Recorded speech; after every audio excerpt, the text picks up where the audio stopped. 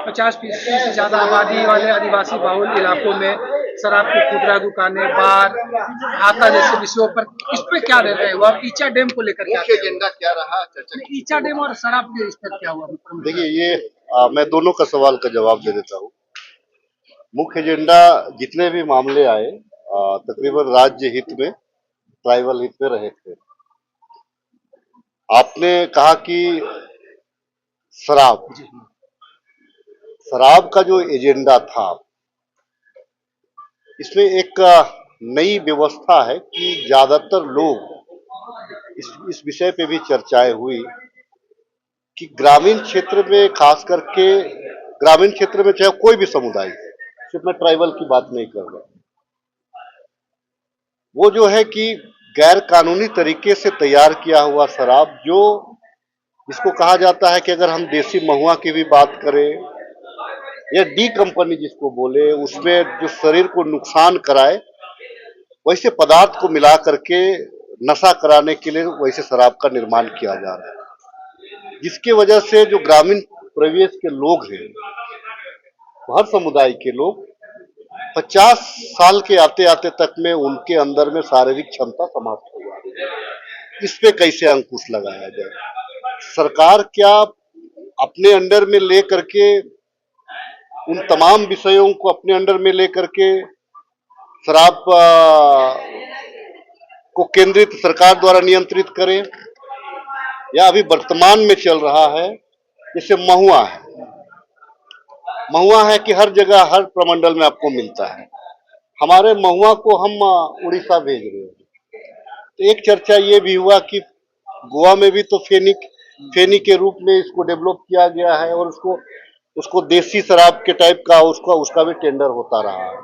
इसे सिर्फ रेवेन्यू बढ़ाने के उद्देश्य से नहीं, लेकिन इसमें देखा यह जा रहा है कि चूंकि पेशा एक्ट भी है, जिसमें ग्राम सभा का निर्णय सर्वोपरि होता है, तो टीएससी का जो प्रपोजल है कि हमने जो प्रपोजल लाया कि माइनिंग में किस प्रकार से आपका कि ग्राम सभा का सहमति लिया जाता है, तो कमोबेश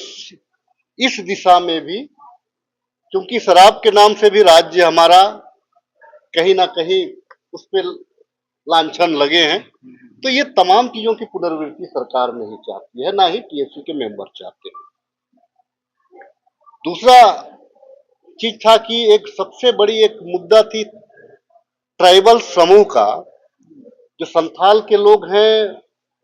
वे कोल्हान में नहीं बस पा रहे हैं, कोल्हान के लोग हैं वो पलामू प्रमंडल में नहीं बस पा रहे, पलामू के लोग हैं वो दक्षिणी छोटा नागपुर में नहीं बस पा रहे। नतीजा क्या है कि आज वो किराए की जिंदगी में अपना जीवन बसर कर रहे हैं। नतीजा क्या है कि जिसको जो जरूरत है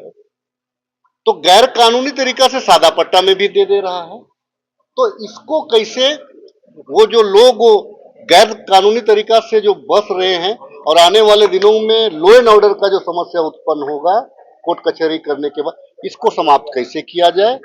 इस पर एक गहन मंथन चिंतन। क्योंकि यहाँ पे सीएनटी भी है, सीएनटी में तो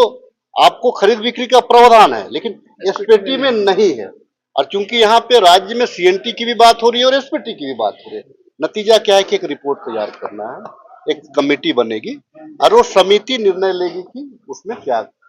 उसमें करना है। और बाद ये सारी चीजों को फिर से टीएससी में लाया जाएगा? नहीं, आज चूंकि